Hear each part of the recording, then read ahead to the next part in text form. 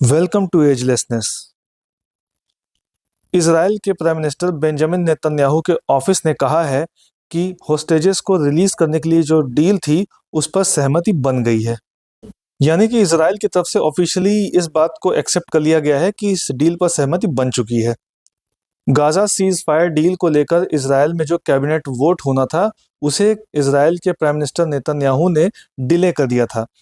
पहले ये cabinet vote Thursday को होने वाला था, लेकिन इजराइल के प्राइम मिनिस्टर नेतन्याहू ने हमास पर ये आरोप लगाया है कि उन्होंने लास्ट मोमेंट पर इस एग्रीमेंट में कुछ चेंजेस किए। हालांकि अब प्राइम मिनिस्टर ऑफिस की तरफ से ये कहा गया है कि प्राइम मिनिस्टर ऑफिस को इस बात की जानकारी मिली है कि जो नेगोशिएशंस थे, जो नेगोशिएशन टीम कर रही थी, उन्होंने प्राइम मिनिस्टर ऑफिस को ये बताया है कि इस समझौते पर सहमति बन चुकी है।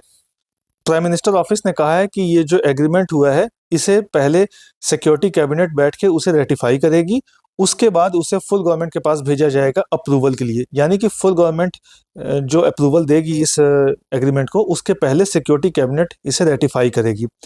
इसके साथ ही साथ ये भी कहा गया है कि जो हॉस्टेजेस हैं उनकी फैमिलीज को भी इन्फॉर्म कर दिया गया है इस पूरे एग्रीमेंट के बारे में।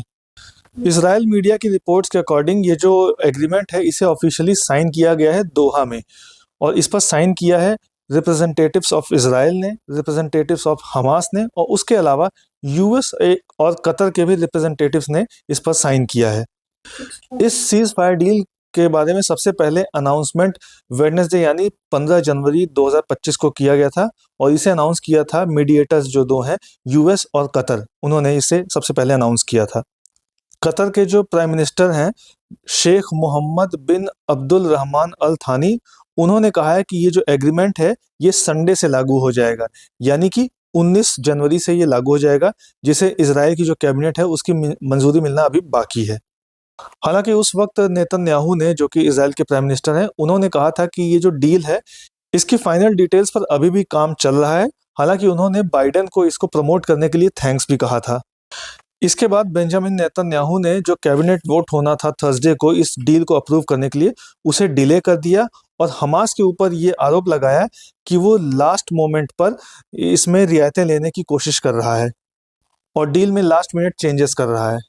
हालांकि इसके बाद हमास की तरफ से स्टेटमेंट आया कि वो इस डील के लिए कमिटेड है, लेकिन ऐसी सूचना मिली है कि वो फिलिस्तीनियन प्रिजनर्स कुछ ऐसे हैं जिनको इसमें ऐड करना चाह रहा था ताकि वो इस डील के थ्रू ही उनको रिलीज करा सके। लेकिन फाइनली एक लंबी बातचीत के बाद, एक लंबे नेगोशिएशंस के बाद फाइनली इजराइल के जो रिप्रेजेंटेटिव्स हैं वो इस डील को लेकर सहमत हो गए हैं।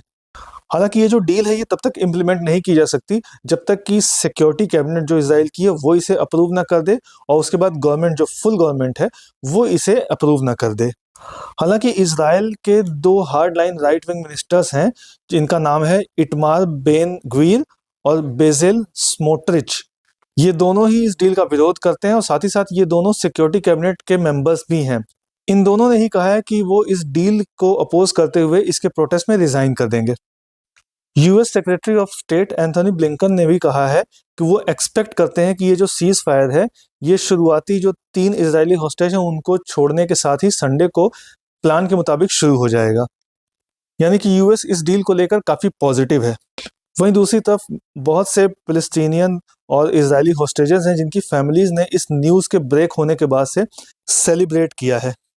हालांकि इन पार्टियों के बीच इस डील को लेकर सहमत तो बन गई है, लेकिन ऑन ग्राउंड सिचुएशन जो गाजा की है उसमें बहुत ज़्यादा चेंजेस नहीं है, क्योंकि उसके बाद से, जब से ये न्यूज़ आई है उसके बाद से भी इसराइल के स्ट्राइक्स लगातार चल रही हैं, उसमें काफ़ी लोग मारे गए हैं।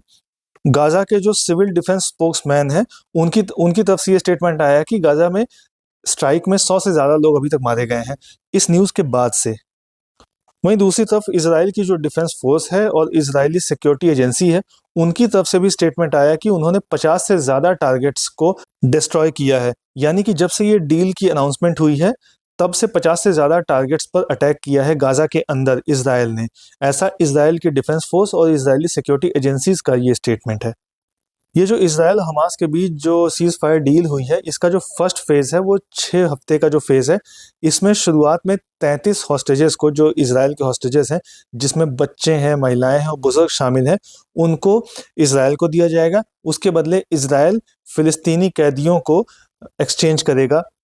यानी फिलिस्तीनी प्रिजनर्स जो इजराइल की जेल में बंद हैं उन्हें इजराइल देगा, जिसके बदले उन्हें 33 हॉस्टेजेस जो हमास के पास हैं वो वापस किए जाएंगे। इस दौरान जो इजराइल की ट्रूप्स है उसे भी ईस्ट की तरफ विड्रॉ किया जाएगा, यानी कि गाजा का जो डेंसली पॉपुलेटेड एरिया है उससे ये इजरायली ट्रूप्स विड्रॉ करेंगे ईस्ट की तरफ। इसी के साथ इस पूरे कॉन्फ्लिक्ट के दौरान जो फिलिस्तीन से विस्थापित हुए हैं लोग, वो अपने घरों की तरफ वापस लौट सकेंगे, इसकी अनुमति होगी। और हर दिन लगभग 100 से ज़्यादा ट्रकों को इस एरिया में प्रवेश करने की, एंट्री करने की अनुमति दी जाएगी। यानी कि ये जो 6 हफ्ते का पहला फेज होगा, इसमें 33 बंधक इजराइल को वापस किए जाएंगे, जिसके बदले इजराइल फिलिस्तीन के कैदियों को जो इजराइल की जेल में बंद है उन्हें देगा। उसके अलावा अपनी ट्रूप को इजराइल ईस्ट की तरफ विड्रॉ करेगा। और उसके अलावा तीसरी चीज़ है, जो विस्थापित है फिलिस्तीन से, उन्हें वापस लौटने के लिए एक पैसेज दिया जाएगा। इस पैसेज के थ्रू एड यानी कि सहायता को भी फिलिस्तीन में भेजा जा सकेगा। इस एग्रीमेंट या फिर डील का जो दूसरा फेज है उसमें नेगोशिएशंस किए जाएंगे इस बात को लेकर कि जो बाकी के हॉस्टेजेस हैं उनको किस तरीके से रिलीज किया जाए। इसी के साथ साथ इजराइल की जो ट्रूप्स हैं उनको पूरी तरह से विड्रॉ कैसे करना है, और उसके अलावा इस पूरे एरिया में सस्टेनेबल काम यानी कि स्थायी शांति की वापसी किस तरीके से की जाए, इसको सुनिश्चित किया जाएगा। और इस एग्रीमेंट का जो तीसरा फेज होगा उसमें जो हॉस्टेजेस मारे गए हैं उनकी बॉडीज को वापस करना, डेड बॉडीज को वापस करना, उसके अलावा जो गाजा है उसका रिकंस्ट्रक्शन किस तरीके से किया जाएगा, इसको सुनिश्चित करना। यानी कि ये जो तीसरा फेज होगा ये काफी लंबा होगा, इसमें ज्यादा टाइम लगेगा, क्योंकि इस पूरे कॉन्फ्लिक्ट के दौरान बहुत ज्यादा नुकसान हुआ है गाजा को, और ऐसे में गाजा का रिकंस्ट्रक्शन एक लंबा प्रोसेस हो सकता है। आप सभी को पता है कि 7 अक्टूबर 2023 को हमास ने इजराइल की सीमा के अंदर घुसकर एक अनप्रेसिडेंटेड अटैक किया था, जिसमें 1200 से ज्यादा लोग मारे गए थे और 251 के आसपास हॉस्टेजेस थे। हाल के दिनों में इजराइल पर किया गया ये सबसे बड़ा अटैक था जिसे हमास ने किया था। इसी अटैक के बाद इजराइल ने एक बहुत बड़ा ऑपरेशन लॉन्च किया था गाजा के अंदर, जिसमें उनका जो टारगेट था वो हमास था, और हमास को पूरी तरह से डिस्ट्रॉय करने को लेकर इजराइल ने एक बहुत बड़ा अटैक किया था जो कि पिछले 15 महीनों से चल रहा था। 7 अक्टूबर 2023 को हमास के अटैक के बाद शुरू हुआ ये कॉन्फ्लिक्ट, जिसमें बाद में इजराइल ने काउंटर अटैक किया। तब से लेकर ये कॉन्फ्लिक्ट लगातार चल रहा था, जिसमें बीच बीच में लगातार एस्केलेशंस हो रहे थे। 15 महीनों से चल रहा ये कॉन्फ्लिक्ट अब जाकर, इसमें एक उम्मीद है कि ये कॉन्फ्लिक्ट अब जाके रुकेगा। जब से ये कॉन्फ्लिक्ट चल रहा है तब से हमास के अकॉर्डिंग गाजा के क्षेत्र में 46,000 से ज्यादा लोग मारे गए हैं। गाजा की टोटल 2.3 मिलियन पॉपुलेशन में से इस कॉन्फ्लिक्ट की वजह से ज्यादातर लोग विस्थापित हुए हैं। इस कॉन्फ्लिक्ट की वजह से गाजा में बहुत ज़्यादा डिस्ट्रक्शन हुआ है, वहाँ पर बहुत ज़्यादा शॉर्टेज है फूड की, फ्यूल की, मेडिसिन की और साथ ही साथ शेल्टर की। इसी के साथ ये जो कॉन्फ्लिक्ट चल रहा है इसकी वजह से जो एजेंसीज हैं जो हेल्प कर सकती हैं वो भी यहाँ पर पहुँचने के लिए बहुत ज़्यादा स्ट्रगल कर रही हैं। हॉस्टेजेस को लेकर इजराइल ने कहा है कि उनके 94 लोग ऐसे हैं जिनको हमास ने हॉस्टेज बना के रखा हुआ है। इनमें से 34 ऐसे हैं जिनके बारे में ऐसी आशंका है कि वो इस वक्त जिंदा नहीं है। वहीं इस कॉन्फ्लिक्ट के पहले 4 ऐसे इजरायली लोग हैं जिनका अपहरण कर लिया गया था, उसमें से भी 2 ऐसे हैं जो इस वक्त जिंदा नहीं है। तो इस तरीके से इजराइल के प्राइम मिनिस्टर ऑफिस की तरफ से ये जो रिसेंट इन्फॉर्मेशन आई है जिसमें ये बताया गया है कि जो नेगोशिएशन है उसको लेकर सहमति बन चुकी है, ये एक वेलकम न्यूज़ है।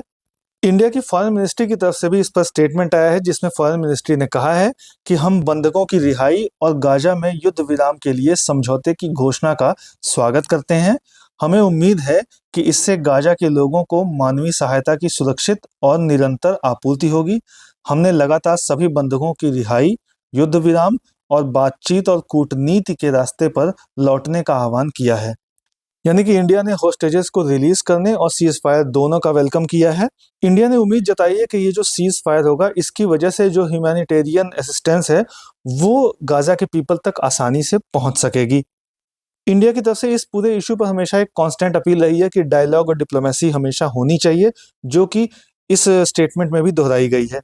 इस तरीके से ये जो सीज फायर डील है ये पूरे मिडिल ईस्ट में जो कॉन्फ्लिक्ट चल रहा था पिछले काफी समय से उसको कम करने में काफी सहायक सिद्ध होगी। ये डिस्प्लेसमेंट की प्रॉब्लम को भी कम करेगी, साथ ही साथ ह्यूमन राइट वायलेशन जो वहां पे हो रहे थे उनमें कमी आएगी और इकोनॉमिक ग्रोथ का रास्ता भी खुलेगा। ऐसे में अगर ये जो डील है ये सक्सेसफुल होती है और वहाँ पर शांति आती है, तो वहाँ पर जो भी वाइटल पैरामीटर्स हैं ह्यूमन राइट के, उनमें पॉजिटिव ग्रोथ देखी जा सकती है। अब ये देखना इंटरेस्टिंग होगा कि आने वाले समय में इजराइल और हमास किस तरीके से इस डील पर रिएक्ट करते हैं, और उसके अलावा ये जो यूएस में रिजाइम चेंज हो रही है, उसका क्या इम्पैक्ट इस पूरे इशू पर पड़ता है, इस पूरे कॉन्फ्लिक्ट पर पड़ता है। इस इशू पर होने वाली किसी भी नई डेवलपमेंट पर हम समय समय पर वीडियोस लेकर आते रहेंगे। इसी तरह के और भी अपडेट्स जानने के लिए लाइक और सब्सक्राइब करें एजलेसनेस।